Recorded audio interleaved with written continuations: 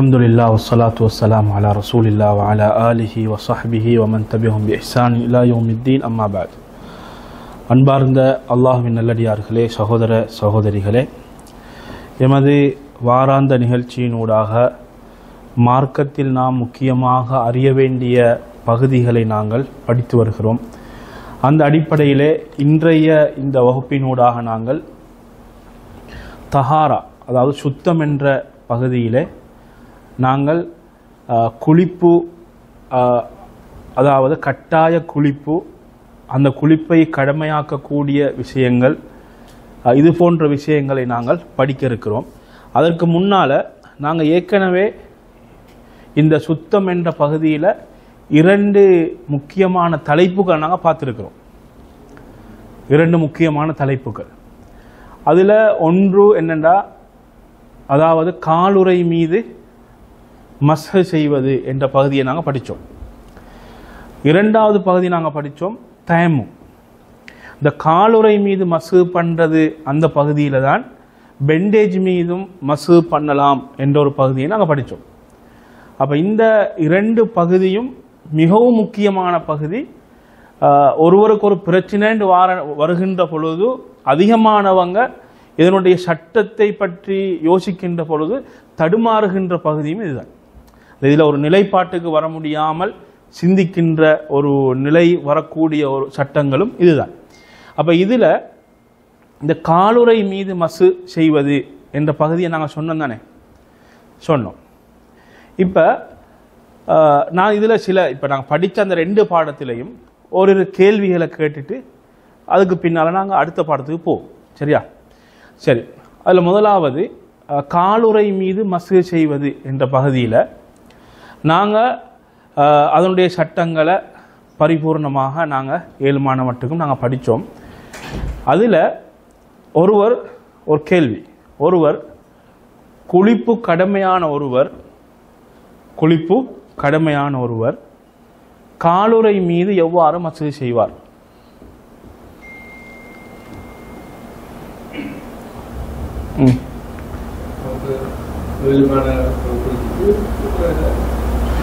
சரி, ஒரு கருத்து என்னண்டா, குளிக்கேலுமான பகுதியில் குளிச்சுட்டு என்ன செய்வார்? காலுறை மீது மசூ பண்ணி கொள்வார். ஒன்று. 2வது கருத்து, முழுவதுமாக மசூ பண்ணி கொள்வாரா? அப்ப முழுவதுமாக தண்ணி படணும். அப்ப சொக்ஸ் என்ன செய்யறது? சொக்ஸுரையோ அல்லது ஹுஃபோ என்ன செய்யறது?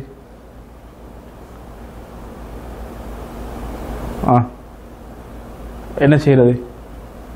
சரி, இது என்னண்டா, இப்போ நாங்கள் என்ன செஞ்சோம்னா, இது வுதுக்கு சப்ஜெக்ட் உள்ள ஒரு பகுதி தான் காலுறை மீது மசூ பண்ணுறது. இப்போ குளிப்பு கடமை என்ன செய்யணும்? காலுறையெல்லாம் கழட்டிடணும், கழட்டிட்டு குளிக்கணும்.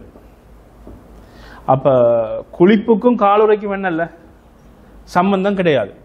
இப்போ குளிப்பு கடமைன்னா காலுறை அங்கே வேலை இல்லை, காலுறை கலட்டிட்டு முழுமையாக என்ன செய்யணும்? இவர் குளிக்கணும். விளங்கிச்சு தானே? முழுமையாக என்ன செய்யணும்? இவர் கழுகணும்னா முழுமையாக தண்ணி படணும். அப்போ ஒருவருக்கு ஜனாபத் ஏற்பட்டு விட்டது, அப்போ குளிப்பு கடமையாக இருக்குது, காலுறை மீது மசூ பண்ணியிருக்கிறாரு. அப்போ இவர் வலைக்கும் அஸ்ஸலாம் வரஹ்மத்துல்லாஹ், அப்போ இவர் என்ன செய்யணும்?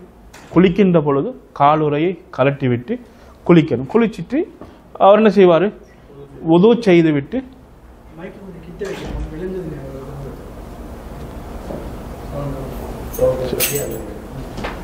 அப்போ காலுறை என்ன செய்வாருன்னா, சவுண்டை கொஞ்சம் கூட்டிடுமா. இப்போ காலுறைய என்ன செய்வாருண்டா கலட்டிட்டு குளிப்பார். சரியா?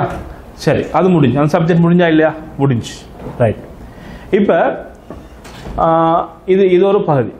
2வது பகுதி, இப்போ ஒருவர் என்ன செய்கிறாருண்டா பிரயாணம் போகிறார். என்ன செய்கிறாரு? ஒரு பிரயாணம். பிரயாணத்தில் வச்சு அவர் காலுறை மீது மசூ பண்ண ஆரம்பித்தால் இவருக்கு எத்தனை நாட்கள் இவருக்கு மசூ பண்ணலாம்? 3 நாட்கள். எத்தனை நாட்கள்? 3 நாட்கள். சரி, இந்த நேரத்தை எப்படி கணிக்கிறது? எப்போ மசூது செய்யறாரு அது வந்து கால்வாய் போடுறதுல இல்லாம முதல் முறையா ஒது செய்யறாரு தொடங்கினாரோ எப்ப மசூது செய்யறாரோ அதுல இருந்து ஆரம்பிக்கும். சரி, உதாரணமா இப்ப என்ன செய்யறாருண்டா, ஒருத்தர் என்ன செய்யறாரு, உது செய்துட்டு காலுறை அணிகிறாரு. அணிஞ்சிட்டு இவர் என்ன செய்யறாருண்டா மறுபடியும் உதுவெடுக்க போறார். உது முறையில உழுவெடுக்கிறார். அப்ப இவர் என்ன செய்வாரு? மசூது செய்வார். அப்ப அந்த நேரத்திலிருந்து இவருடைய நேரம் ஆரம்பிக்குமா? ஆரம்பிக்குமா? அதுல இருந்து ஆரம்பிக்கும். அதுல இருந்து ஆரம்பிக்கும் இல்ல. ஏன்னா அவருக்கு முதல் எடுத்த உது வந்து முறியல்ல. இவர் தஜ்தீதுல் உது தான் செய்யறாரு. உதுவை புதுப்பிக்கிறார். இவர் என்ன செய்யல? உது முறியல்ல. அப்ப உது எப்ப முறியுதோ அதுக்கு பிறகு இவர் எப்ப மசூது செய்யறாரோ அதுல இருந்து தான் இவருடைய நேரமா ஆரம்பிக்கும். தெளிவா இல்லையா? தெளிவா இல்ல. உது வந்து 2 விஷயத்துக்கு எடுக்கலாம். ஒன்று, உதுவை புதுப்பிக்கிறவருக்கு உது செய்யறது சுன்னா, அவருக்கு சுன்னா. உது முறிஞ்சால் உது எடுப்பது கட்டாயம். அப்ப உது முறிஞ்சதுக்கு பின்னால அவர் எப்ப உது எடுக்கிறாரோ அப்ப அவர் மசூது செஞ்சாருன்னா அந்த நேரத்தில் என்ன செய்யும்? நேரம் ஆரம்பிக்கும். அப்ப இது விளங்கிச்சா? இது விளங்கிச்சு. சரி, இன்னொரு கேள்வி. ஒருவர் என்ன செய்யறாரு, வீட்டில இருந்து போற நேரத்தில் வலைக்கும் ஸலாம் வரஹ்மத்துல்லாஹ் சொக்ஸ போட்டுட்டு போறாரு. எங்க வேலைக்கு எங்கேயோ போறாரு. அப்ப உது செய்யணும். உது செய்யக்குள்ள இவர் என்ன செஞ்சாரு, மசூது பண்ணிட்டு அப்படி தொலைப்பிட்டார். இப்ப இவருடைய இந்த உதுவுடைய சட்டம் என்ன? கூடுமா கூடாதா? இப்படி ஒருத்தர் கேட்டா நீங்க அவருக்கு என்ன பதில் சொல்லுவீங்க? நாங்க எதை பார்க்கணும் கேட்டால் ஆரம்பத்தில் என்ன செய்ய, சொக்ஸ போடுறதுக்கு முன்னால பரிபூர்ணமாக உது செய்திருக்கணும்.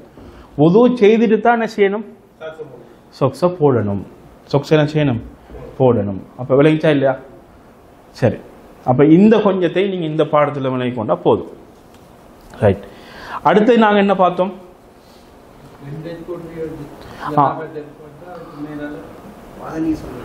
பெண்டேஜ் ஏற்பட்ட, அதாவது பெண்டேஜ் போட்டிருக்கிறார். ஒருத்தர் பெண்டேஜ் போட்டிருக்கிறாரு. இப்ப பெண்டேஜ் வந்து 2 இடத்துல வரலாம். ஒன்று உதுவுடைய உறுப்புலையும் வரும். அடுத்து என்னது? உடம்புல உதுவுடைய உறுப்பு இல்லாதலையும் வரும். இப்ப எந்த உறுப்புல வந்தாலும் குளிப்பு கட்டாயமான என்ன செய்யணும்? கழுக வேண்டிய நிலையில தான் இருக்குது. கழுக வேண்டிய நிலை இருக்குது. இப்ப இவருக்கு வந்து அந்த பெண்டேஜை கழுவையில் கலட்ட இயலாது. அப்ப கலட்டினா இவருக்கு பிரச்சனை, இவருடைய ஆரோக்கியத்துக்கு பிரச்சனை அப்படின்னு வருகின்ற பொழுது உடம்பு என்ன செய்வாரு? 7 மட்டுக்கும் தண்ணி ஊற்றி கழுவிட்டு அந்த இடத்துல பெண்டேஜை பூரணமா மசூது பண்ணிக்குவார். சொக்ஸுக்கு எப்படி மசூது பண்றது? மேலால ஒரு கோடு, மேல் நோக்கி ஒரு கோடு, அவ்வளவுதான். கீழே மசூது பண்றா இல்ல, மேல் நோக்கி ஒரு கோடு. ஆனா பெண்டேஜுக்கு என்ன செய்யணும்? எல்லா பக்கமும் என்ன செய்யணும்? மசூது பண்ணணும். கையிலண்டா எல்லா பக்கமும் மசூது பண்ணணும். அப்ப இந்த பெண்டேஜை முதுகோட தானா போடணும்?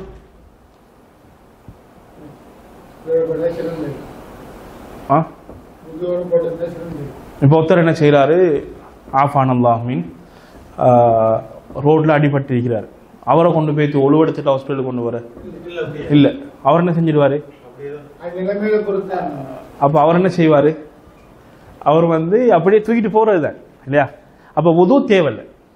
பெண்டேஜ் வந்து உது என்ன செய்ய, உது எடுக்கணும்னு தேவையில்லை. இப்ப உது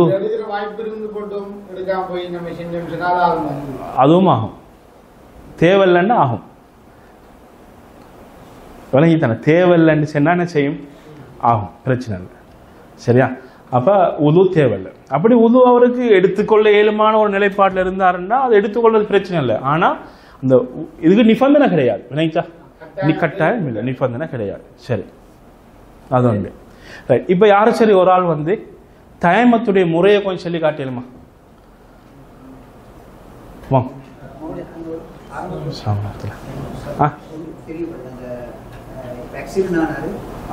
ஓ எக்ஸிடென்ட் ஆகினாரு, எக்ஸிடென்ட் ஆனதோட ஹாஸ்பிட்டலுக்கு கொண்டு போனான், பேண்டேஜ் போட்டான். இப்போ அவருக்கு தொழணும்.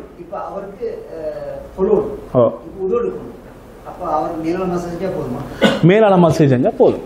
சரி, இப்போ அவருக்கு அவரால் உழுவெடுத்துக் கொள்ளலாம் நிலைமை. இப்போ அவருக்கு என்ன செய்யலாது? இப்போ கை முறிஞ்சிருக்குது, இல்லை கால் முறிஞ்சு, அதாவது கை உதுவுடைய பகுதி தானே, அப்போ கை உடைஞ்சிருக்குது. அப்போ அவருக்கு உதுவெடுத்துக் கொள்ளலாது, அந்த ஒரு சிச்சுவேஷனில் இருக்கிறார். அப்போ அவருக்கு என்ன என்ன இப்போ இந்த நிலைமையில் அவருடைய நிலைப்பாடு என்ன செய்யறது? மற்ற இன்னொரு ஆள் என்ன செய்வார்? உழுவெடுத்து விடுவார், அவ்வளோதான். இன்னொரு ஆள் என்ன செஞ்சுடுவார்? உதவு செய்துடுவார்.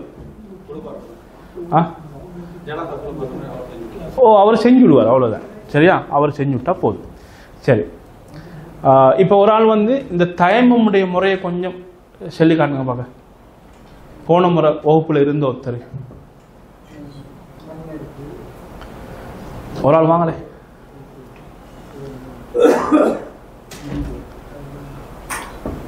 வாங்கலே, வரலையா? சரி, ஒரு ஆள் வாங்க வாங்க.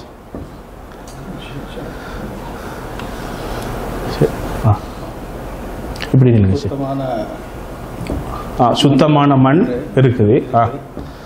அதுல நம்முடைய பிஸ்மில்லா நியத்து இரண்டாவது 2 கையில் அதில் மண் இருந்தால் நம்ம கல்லுலாம் இருந்தால் அதை துடைச்சிட்டு இல்லைன்னா அப்படி ஓதிட்டு இல்லைன்னா தட்டிட்டு அது கொண்டு முகத்தை ஒரு முறை முகத்தை என்ன செய்வார்? முதலாவது முகத்தை ஒரு முறை மசூ பண்ணிக்கொள்வார். அதுக்கப்புறம் இரண்டாவது இடது கையால்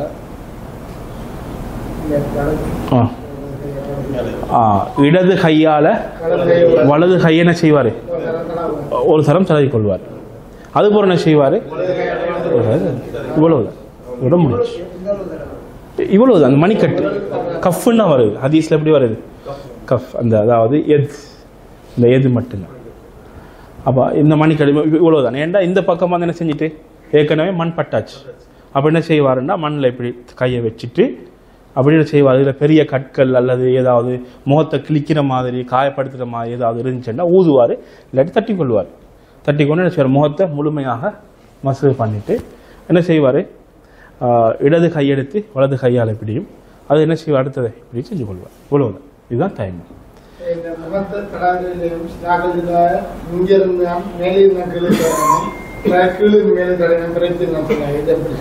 இல்லை, பொதுவாக மேலிருந்து வாரதுதான் முறை இல்லையா?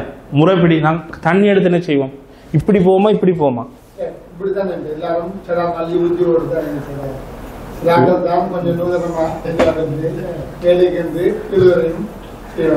சரி, அப்ப என்ன செஞ்சு கொள்வாரு? அவர் முகத்தை என்ன செய்வார்? அடைவழித்துக் கொள்ற மாதிரி முழுமையாக மசூ பண்ணி கொள்வார். சரி,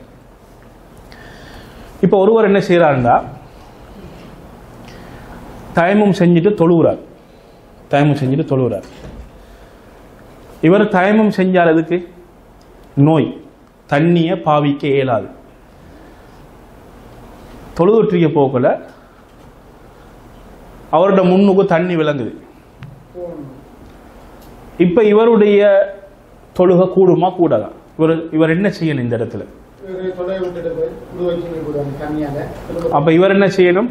தொழுகையை விட்டுட்டு போய் உழுவெடுத்துட்டு வரணும் அப்படின்னு ஒரு கருத்து வந்திருக்கு. அவர் என்ன செஞ்சுக்கிறாரு? நோய்க்காக வேண்டி தண்ணி பாவிக்க இயலாத ஒருத்தர், ஏற்கனவே தண்ணி இருக்குதானே. அப்ப கேள்வி நாங்க என்ன கேட்டோம்? நோய்க்காக வேண்டி தண்ணி பாவிக்க இயலாத ஒருத்தர் தயமம் செஞ்சுட்டு தொழுகிறாரு, அவர் தண்ணியை காண்றாரு. அப்ப அவர் என்ன செய்ய வேண்டியதுதான்? தொழுகை அப்படியே தொடருவார். அவருக்கும் தண்ணிக்கும் பிரச்சனை ஒன்று இல்லை. ஏண்டா அவருக்கு நோய்க்காக வேண்டி தயமம் செய்தவர். ரைட். இப்ப இன்னொருத்தர் என்ன செய்யறாருன்னா தயமம் செஞ்சுட்டு தொழுகிறாரு. அவருக்கு என்ன இல்லை, தண்ணி கிடைக்கலன்றதுக்காக வேண்டி தயமம் செஞ்சாரு. தொழுதுட்டு இருக்கிற நேரத்தில் தண்ணி என்னது வந்தாச்சு யாரோ சொல்றாங்க, அல்லது அவர் காண்றாரு தண்ணியை. இப்ப இவருடைய நிலைப்பாடு என்ன? இவர் என்ன செய்யணும்? இவர் தொழுகையை விட்டுட்டு போய் உது செய்துட்டு வந்து தொழ வேண்டும். சரி, இப்போ லோஹருக்கு ஒரு தரம் தயமம் செய்தார், ரைட்? இப்போ தயமம் செய்து தொழுதுட்டார். இப்போ அசர் நேரம் ஆகுது, ஆனால் அந்த தயமம் முறியலை. இந்த தயமத்தால் அந்த அசரை தொழலாமா? ஒரு தொழுகை தான்.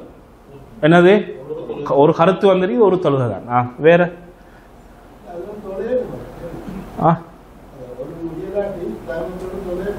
ஒழு முறியலாட்டி தயமத்தோட தொழிலும் ரெண்டாவது கருத்து. சரி, மூணாவது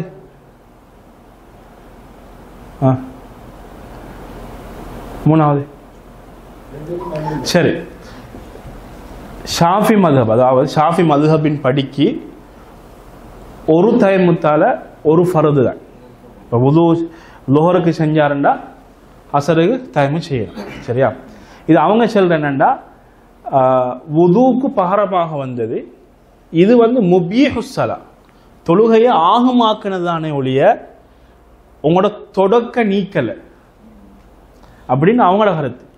ஆனால் ஹதீஸ் அடிப்படையில் வச்சு பார்க்கின்ற பொழுது என்னது, ஒரு தொழுகையா, அதாவது ஒரு தயமத்தால் எத்தனை ஃபர்லு தொழுகையும் தொழலாம். நல்லா விளைக்குவாங்க. என்ன செய்யலாம்?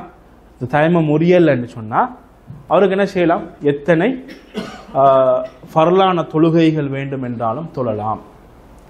ஏன்னா ரசூல் ஸல்லல்லாஹு அலைஹி வஸல்லம் அவங்க என்ன சொன்னாங்க, நீங்கள் சில வருடங்கள், அதாவது நான் நினைக்கிறேன் 20 வருடங்கள் என்னமோ சொல்லி, அந்த வருடங்கள் இவ்வளோ காலத்துக்கும் உங்களுக்கு நீர் கிடைக்காம போனாலும் என்ன செய்யலாம்? அந்த தயமத்தால் நீங்கள் தொழலாம் என்ற கருத்தை ரசூல் சொன்னார்கள். அப்போ சரியா? அப்போ ஒரு தயமத்தால் ஒரு தொழுகை தானா? ஒரு ஃபர்ல தொழுகை தானா? இல்லை, நல்லா இல்லை. அப்போ என்ன செய்யலாம்? எத்தனையும் தொழலாம். சரி, அப்போ தயமத்துடைய பாடத்தையும் உங்களுக்கு நாங்கள் அந்த கேள்விகள் மூலமாக விளக்கணும். இன்றைய பாடத்துக்கு நாங்கள் போவோம்.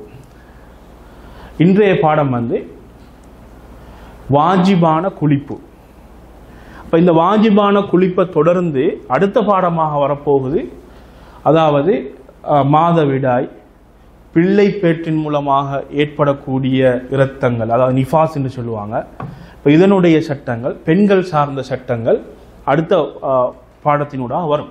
அப்போ இதுலேயும் அதில் ஒரு பகுதி என்ன செய்யப்படுது, பேசப்படுகிறது. அப்போ அதனால் வந்து இதில் ஒவ்வொரு பெற்றோரும் வந்து தனது குழந்தைகளை, தனது பிள்ளைகளை, தனது மனைவிமார்களை அவர்களுக்கு வழிநடாத்துவதற்கு, அவர்களுக்கு படித்து கொடுப்பதற்கு முதலாவது அவர்கள் தெரிந்து வைத்திருக்க வேண்டிய ஒரு முக்கியமான பகுதிகள் தான் இது. அப்போ நான் கட்டாயம் தெரிஞ்சு வச்சுக்கோம். ஏண்டா எங்களுக்கு தெரியும் சில விஷயங்களை வந்து அவங்க தாய் தாப்பட்டு தான் கேட்பாங்க. ஒரு பொம்பளை பிள்ளையாக இருந்தால் யார்கிட்ட முதலாவது கேட்பாங்க? தாய்கிட்ட தான் கேட்பாங்க. ஆம்பளை பிள்ளையாக இருந்தால் நாங்கள் என்ன செய்யணும்? அது அவன் கேட்காட்டியும் தந்து என்ன செய்யணும்? அந்த நேரங்கள் வார நேரத்தில் அவைகளை அந்த பிள்ளைக்கு வந்து சொல்லி கொடுக்கணும். இப்போ சொல்லி கொடுப்பதற்கு யார் தெரிஞ்சிருக்கணும்? வாப்பாக்கு அந்த சட்டம் தெரிஞ்சிருக்கணும். அப்போ இப்படி முக்கியமான 2 பகுதிகள். அதில் முதலாவது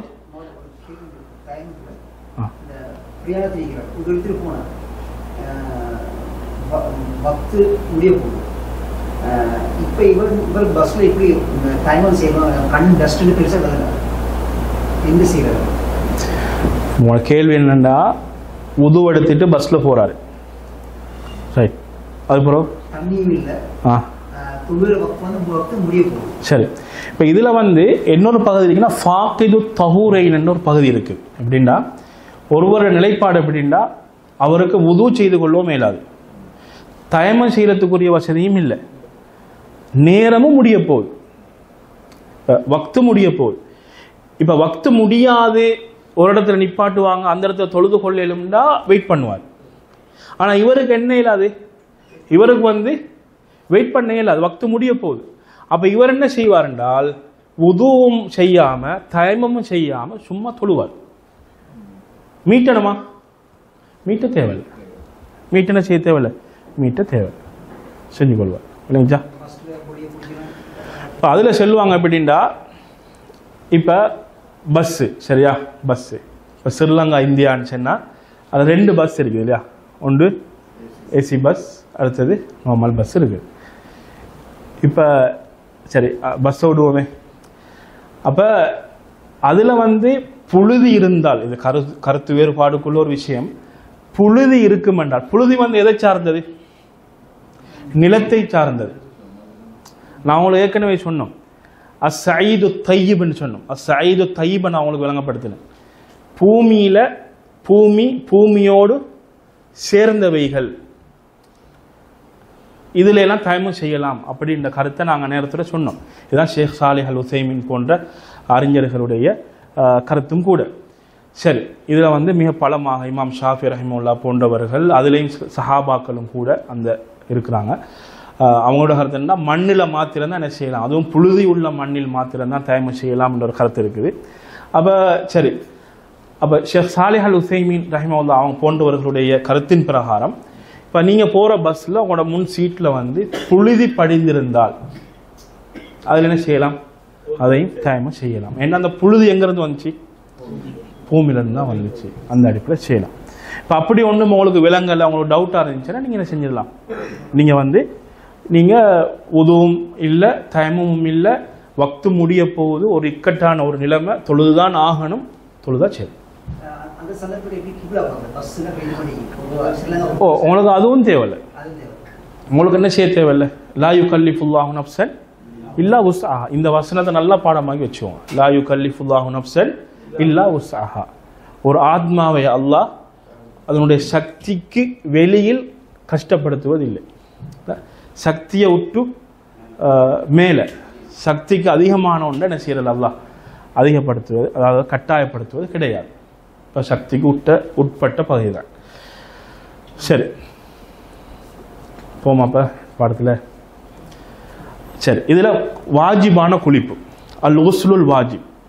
பொதுவாக வந்து வாஜிபான குளிப்பு அப்படின்றால், ஒருவர் வந்து எங்களுக்கு தெரியும் வாஜிபான குளிப்பும் உதுவும் வந்து ரெண்டுமே ஒரு வணக்கம் தான். ரெண்டுமே என்னது, ரெண்டுமே வணக்கம் தான்.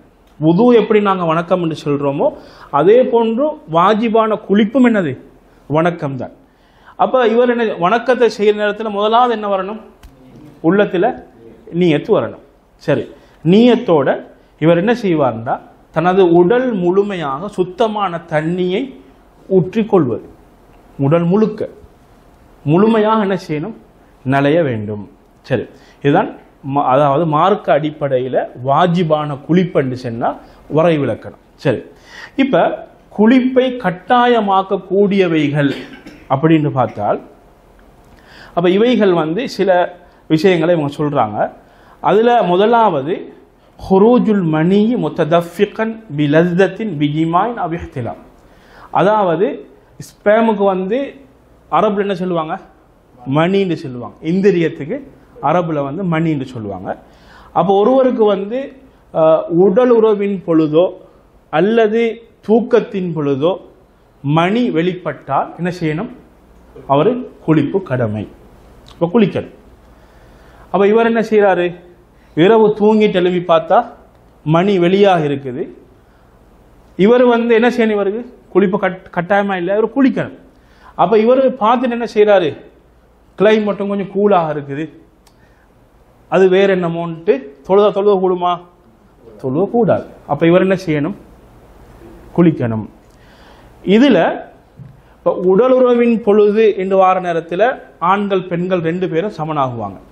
அதே நேரத்தில் இஹ்திலாம் தூக்கத்தின் பொழுது வருகின்ற அந்த மணி, இதுலையும் என்னது, ஆண்களும் சமனாகுவார்கள் பெண்களும் சமனாகுவார்கள். ஆண்களும் சமனாகுவார்கள் பெண்களும் சமனாகுவார்கள். அப்போ ரசூலுல்லாஹி ஸல்லல்லாஹு அலைஹி வஸல்லம் அவங்க ஒரு முறை சொன்ன நேரத்தில் ஒரு பெண் கேட்குறாங்க, அவ தஹ்தலிமுல் மர்அ, பெண்ணுக்கும் தூக்கத்தில் இந்திரியம் வெளியாகுமா அப்படின்னு கேட்குறாங்க.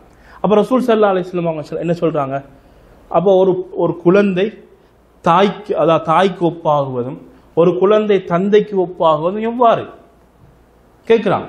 அப்போ இரண்டு பேருக்கும் என்னது, இந்த மணி என்ற ஒரு பகுதி இருக்கிறது என்பதை விளங்கப்படுத்தலாம். அப்போ இது ஒன்று. சரி, இதுக்கு ஆதாரமாக முஸ்லீம்ல வரக்கூடிய ஹதீஸை பார்க்கலாம். அல் மாஉ மினல் மா, அல் மாஉ மினல் மா. அப்போ இந்திரியம் வெளிப்பட்டு விட்டால் என்ன செய்ய வேண்டும், அந்த தொடக்கை நீக்குவதற்கு நீர் பாவிக்க வேண்டும் என்பதை ரசூல் ஸல்லல்லாஹு அலைஹி வஸல்லம் அவர்கள் சொன்னார்கள். இந்த ஹதீஸ் முஸ்லிம்ல பதிவாக இருக்கிறது. சரி, இரண்டாவது வந்து கணவன் மனைவியின் உறவு. இப்ப கணவன் மனைவி உறவுல ஈடுபட்டுட்டால் குளிப்பு கட்டாயமாயிடும். அதுல மணி வெளிப்படணுமா? வெளிப்படணும் நிபந்தனை கிடையாது. நல்லா விளங்கும். சிலர் எப்படி விளங்கி வச்சுக்கிறாங்கண்டா, உடல் உறவில் ஈடுபட்டாலும் மணி வெளிப்பட்டால் தான் என்ன செய்யணும்? குளிக்கணும் அப்படின்னு சொல்லி இந்த மணி வெளிப்பட்டால் தான் என்ன செய்யணும்? குளிக்கணும் அப்படின்னு சொல்லி சொல்றாங்க, விளங்கி வச்சிருக்கிறான். ஆனா அப்படி கிடையாது. உடல் உறவில் ஏற்பட்ட உடனேயே என்ன செய்யணும்?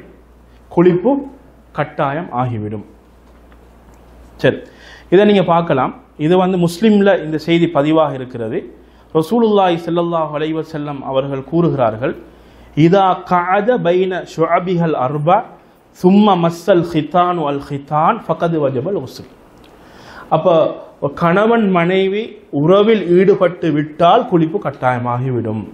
வ இல்லம் யுன்சில் என்ற ஒரு அறிவிப்பு வந்திருக்கிறது.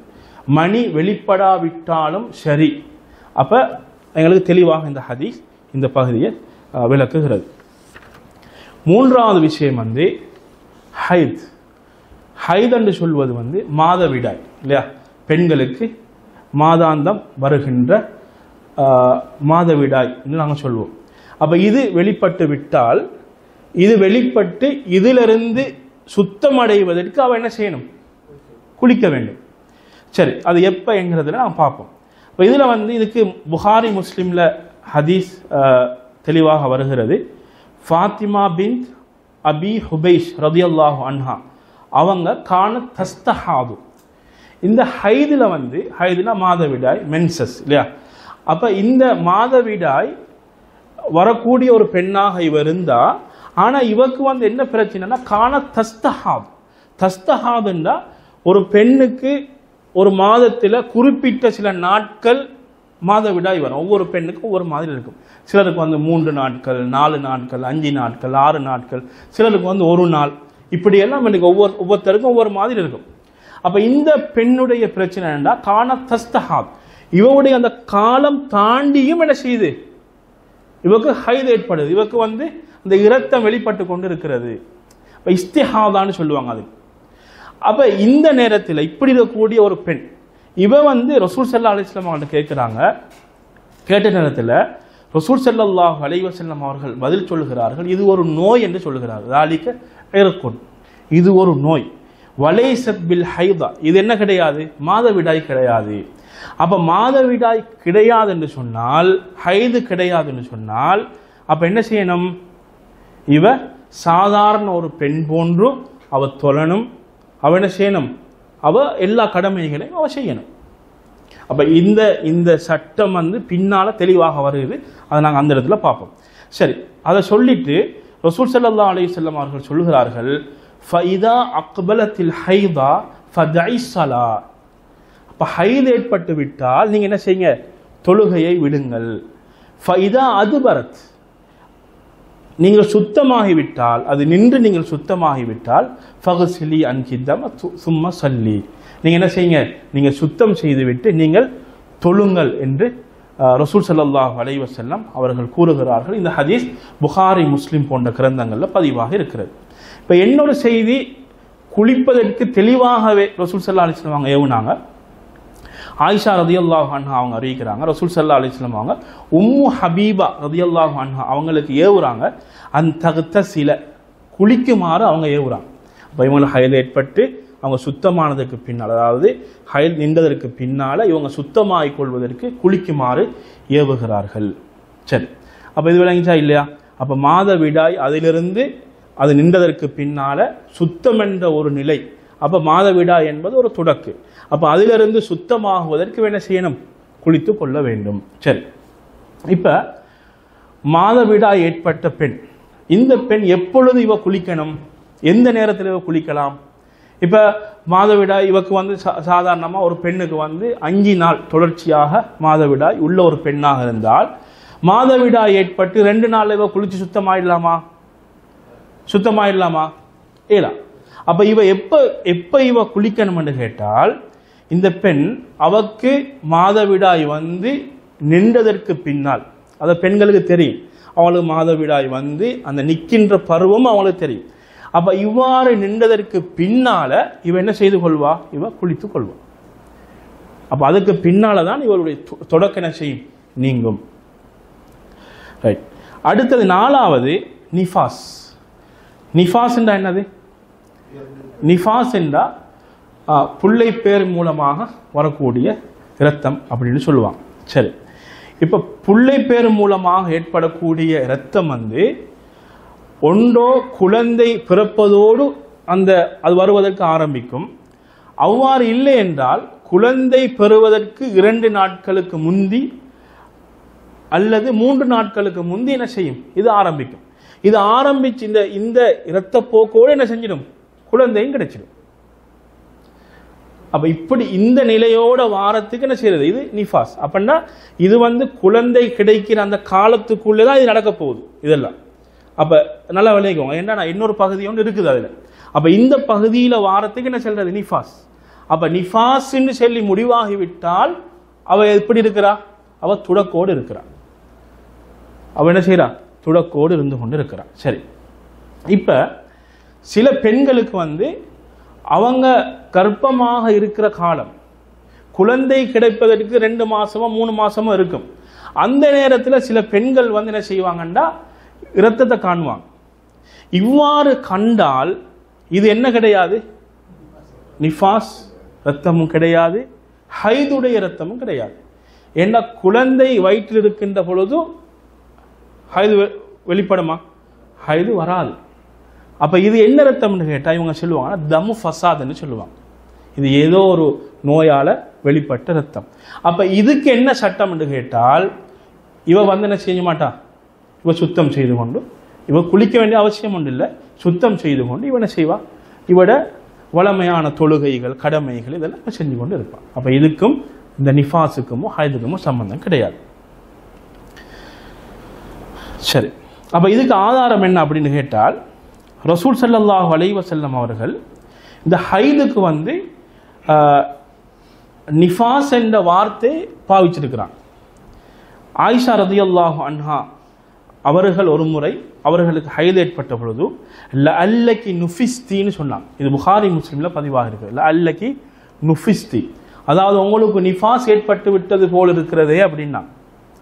அப்ப நிஃபாஸ் ஏற்பட்டால் நிஃபாஸும் ஹைதும் வந்து ஒரே சட்டம் தான் என்பதை ரசூல் ஸல்லல்லாஹு அலைஹி வஸல்லம் அவர்கள் தெளிவுபடுத்துகிறார்கள். சரி, 5வது வந்து மௌத். மௌத்தான என்ன செய்யணும்? குளிக்கணுமா குளிப்பாட்டுவாங்களா? குளிப்பாட்டுவாங்க இல்லையா? மௌத்தாவனா குளிப்பாட்டுவாங்க. அல்லாஹு தாலா அனைவருடைய கடைசி முடிவையும் நல்ல முடிவாக தர வேண்டும். சரி, அப்ப ஜனாசாவை குளிப்பாட்டுவது என்னது?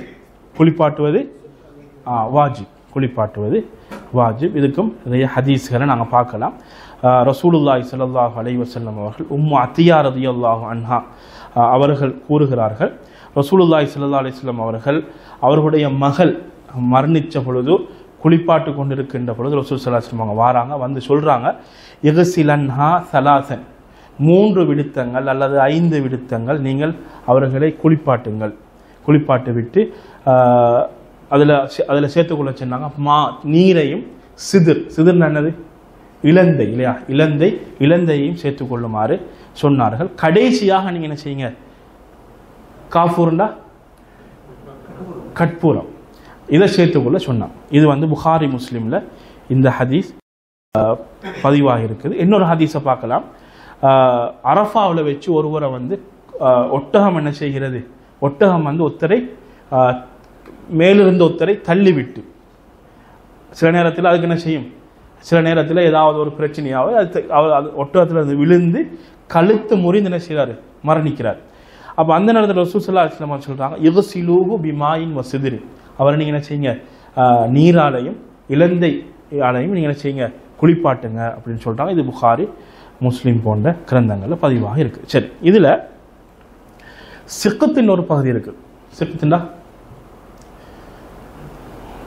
சில நேரத்தில் பார்த்தீங்கன்னா குழந்தைகள் வந்து மரணிச்சே பிறக்கிறது இல்லையா? சில நேரங்கள் என்ன செய்யும், குழந்தைகள் மரணிச்சு பிறக்கும்.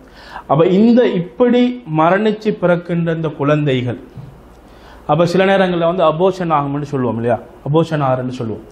அப்போ இந்த நேரத்தில் இப்போ அபோஷன் ஆகுன அந்த குழந்தை அப்போ இதை வந்து குளிப்பாட்டணுமா தேவையில்லையா அப்படின்னு கேட்டால் அதில் நாங்கள் ஒரே ஒரு அடிப்படையை தான் வச்சுக்கொள்ளணும். ஒன்றெண்டா இந்நுஃபிகத் ஃபீஹி ரூஹ் உஸ்ஸி, அதாவது ரூஹ் ஊதப்படுகின்ற காலத்தை எத்தியதாக அந்த குழந்தை இருந்தால் என்ன செய்யணும், குளிப்பாட்டணும். இல்லை அதுக்கு முன்னால அப்படின்னு இருந்தால் சில நேரத்தில் அது என்ன இருக்காது, ஒரு குழந்தையுடைய ஒரு வடிவில் இருக்காது இல்லையா, குழந்தையுடைய ஒரு வடிவில் இருக்காது, ஒரு சில நேரம் சதப்பிண்டமாக இருக்கும். அப்போ அதை என்ன செய்ய தேவையில்லை, குளிப்பாட்டது தேவை இல்லை. அப்போ அதாவது நல்ல விளைவுகளும் உயிர் கொடுக்கப்படுகின்ற அந்த கால எல்லை அந்த அளவில் இருந்தால் கிட்டத்தட்ட 4 மாதங்கள் இல்லையா, 4 மாதங்கள் அடைந்த பிள்ளையாகவோ அல்லது அதுக்கு அதை தாண்டிய குழந்தையாகவோ இருந்தால் என்ன செய்ய வேண்டும், குளிப்பாட்ட வேண்டும். சரி, அப்போ இது கொஞ்சம் நாங்கள் பார்த்தது வந்து குளிப்பை கட்டாயமாக்கக்கூடிய விஷயங்கள். அப்போ இதில் வந்து சுன்னத்தான குளிப்புகள் என்ற ஒரு பகுதி இருக்குது. இன்ஷா அல்லாஹ் நாங்கள் அடுத்த வகுப்பில் நாங்கள் பார்ப்போம்.